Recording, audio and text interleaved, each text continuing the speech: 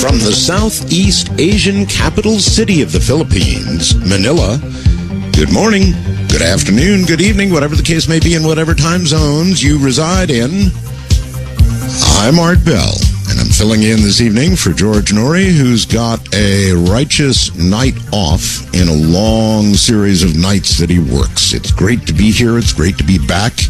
All the ABs are well, indeed. In fact, as usual, if you'll go to the webpage, you will note a picture of Princess Asia.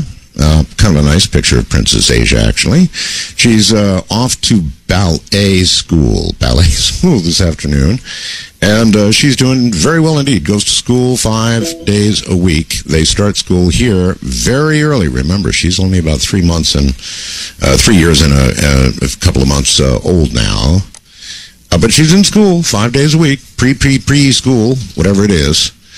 And also ballet school now on Saturday. So, all the ABs well, including the furred ones, Yeti, Abby, Dolly, all doing well, scurrying around here, wishing they were in this room right now, I suspect. Following the show today, I've got the pleasure of going down to a hotel in Makati, here in Manila, to see Dennis Mockenbacker speak.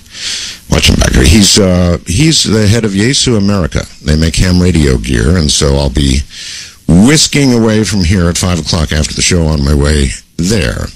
Want to say hi to Charlie in Bangkok, Steve and Dan in Hong Kong, my ham buddies. Talk all the time on the radio. Looking briefly at the national news, bad eggs. Bad eggs. Making a lot of people sick. About 1,500 people, in fact, so far, sick from bad eggs. And the FDA now says they're going to inspect all of the country's largest egg farms. Before the end of the year, they're going to be very busy. Now, I mean very busy. They've never done that, or anything even close to it. It's sort of gone, I don't know, unchecked for decades. So they're going to look at all of them. Maybe we can start eating eggs again, huh? Arizona Governor Jan Brewer demanded on Friday that a reference to their state's controversial immigration law be removed from a State Department report to the UN Human Rights Commissioner. The U.S. included its legal challenge to the law on a list of ways the federal government is protecting human rights. I wonder what they're doing for the actual citizens. An American imprisoned in North Korea is on the way back to Boston thanks to Jimmy Carter. Big hug to Jimmy on the way back to Boston now.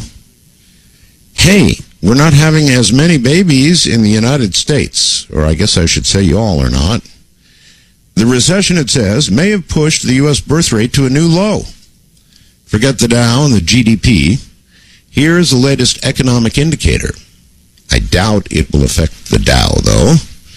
The U.S. birth rate has fallen to its lowest level in at least a century, as many people apparently decided, well, they just can't afford another mouth to feed. The birth rate dropped for the second year in a row since the recession began in 2007. Birth rates fell another 2.6%. Wow. Just last year, even as the population grew, numbers released Friday by the National Center for Health Statistics. Whoa.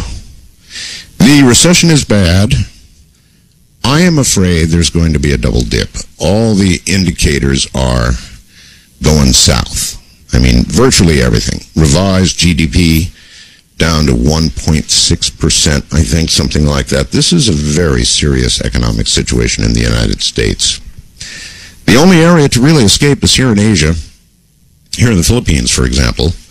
Third world, right? 7.9% growth in the last quarter. So things are well here. Europe and the U.S. both locked in the middle of a pretty deep recession, and I fear for the immediate future. Researchers using NASA's fleet of 5 spacecraft have now discovered a form of space weather that packs the punch of an earthquake and plays a key role in sparking bright northern lights. They're calling it the space quake. I wonder if that's has any relationship to a time quake stolen from a movie. The space quake is a trembler in Earth's magnetic field. It's felt most strongly in Earth orbit, but not exclusively in space. The effects can reach all the way down to the Earth itself. I wonder if that accounts for some of the strange rumblings that we've heard and felt that nobody can identify. We're going to be talking tonight about abduction and human mutilation.